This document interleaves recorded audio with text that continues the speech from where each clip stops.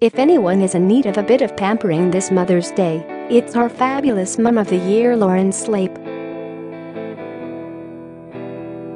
Not only has she experienced her own health problems, but she was there every step of the way for daughter Natalie Kingsmill, 35, who battled a brain tumor 2 years ago.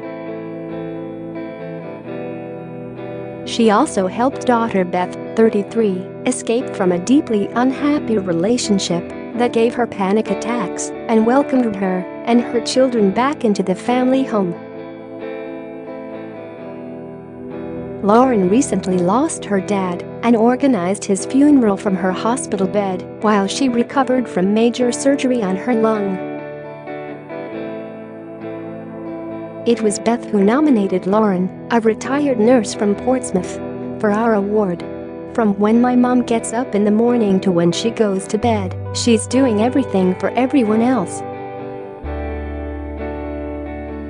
She's sacrificed her whole life for us. She's my best friend in the world.She was the one that rescued me from a previous overbearing relationship, and she never made me feel guilty for how difficult our lives became during that time. I lost so much weight. I went down to 6.5 stone, and I used to shake all the time and get panic attacks. Mom said she lost her little girl because I completely changed. I wasn't bubbly and cheerful like I was before. I didn't want to hurt my mom or make her upset, but she was desperate for me to end the relationship, and it was her who gave me the strength to do it in the end, and she got me through it. Mom allowed me to keep my job as a dental nurse by looking after my boys.She. She's like a second mom to them. If I could clone her and have her as everyone's mom, everyone would be happier.She. She's been through so much. She had 2 stillborn babies. My brother should be here. He was 15 days over his due date, and that's when he died. They left him too late. She also lost her dad in September.She. She nursed my granddad, giving him 24-hour care before he went into a hospice, then stayed with him every night until she died.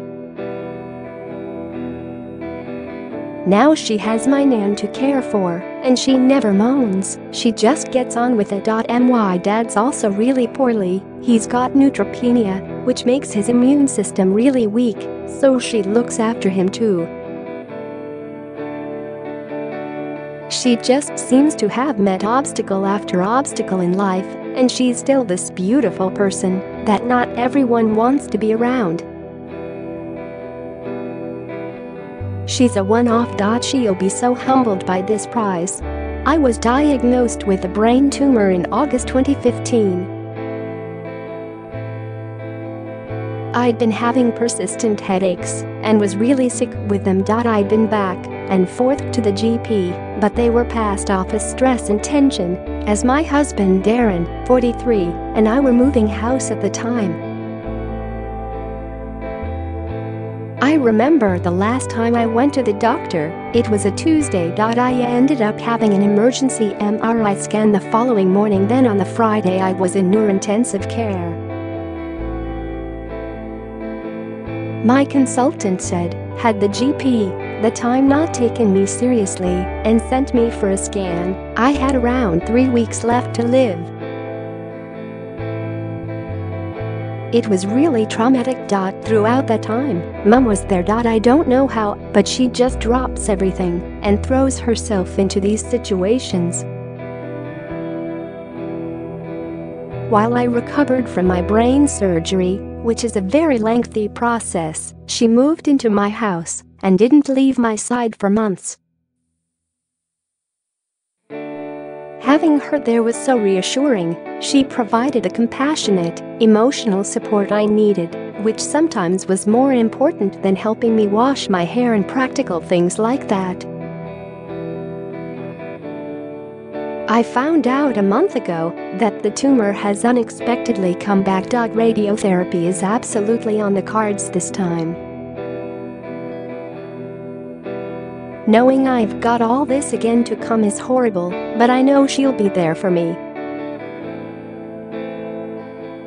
Mum retired in December. She worked as a nurse for around 40 years, and what's sad is this should be a really amazing time for her, but it's barely been recognized because she's been so busy looking after us all. What sums up Mum's situation is that she herself was really poorly last year, just before my granddad passed away. She went to hospital for a major operation on her lung. They thought it was cancer, but it wasn't, thank goodness. While she was recovering in hospital, my granddad died, and she arranged the funeral from her hospital bed. I don't know how she manages. She never has any time to herself.To come up to London for a makeover and then enjoy a spa weekend away. She'll absolutely love it.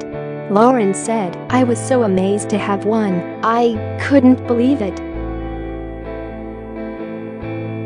Until the day of the shoot came, I didn't tell anyone because I couldn't believe it was real.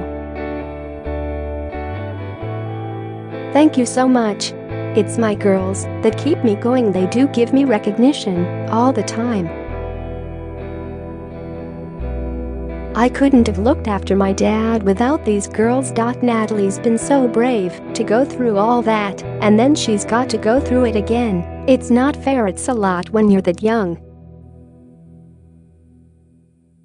It's hard when you're the mom in that situation, and Nat's such a beautiful mom to her little boy. But we'll get through it. We've done it once. Loran's prize was a fantastic photo shoot and pamper session at our studios and a spa weekend for two at Champneys.